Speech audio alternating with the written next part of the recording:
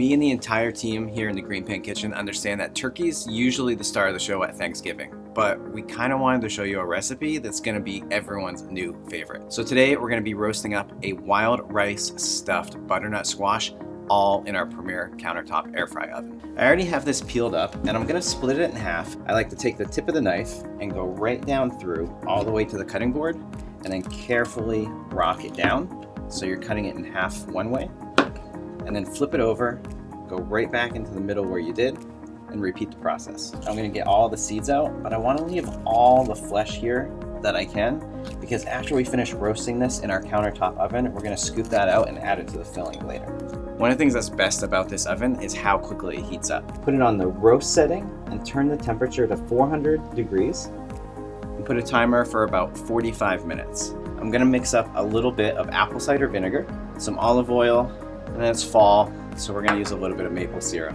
And this is what we're gonna brush over our squash. So I've got my Premier Ovenware quarter sheet tray. This is gonna be the perfect size for the oven and also for my 2 little halves of butternut squash. And I'm gonna start by brushing some of our mixture all over the inside, the cut side.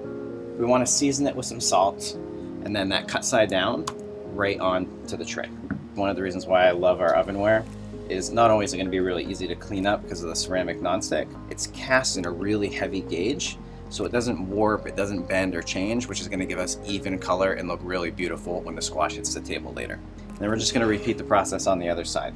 A little bit of salt here on the top, and we're going to place it into the oven at that 400 degrees and get it roasted.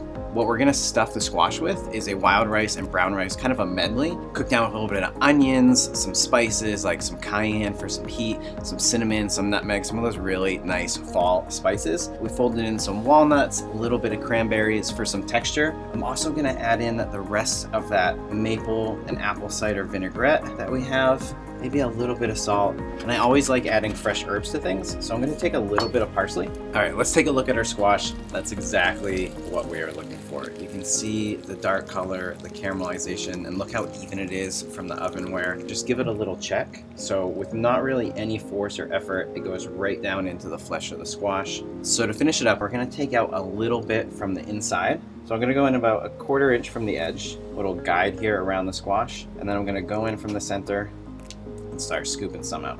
Quick little mix through. And it's as simple as basically adding this back in. Give plenty of stuffing.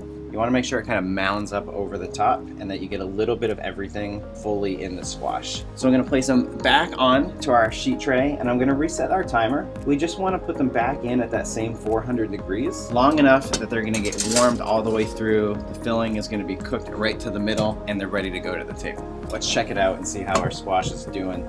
All the beautiful colors from the dried fruit, the butternut squash, the aromas from the spices, a little bit more of the toasted walnuts freshly over the top, all made quick and easy in our countertop air fry oven. If you love this recipe and you're looking for more great fall and holiday ones, head on over to our website and check out our blog, The Cook's Journal. Me and the entire kitchen crew have been putting together an entire list of amazing recipes that I know you're gonna love.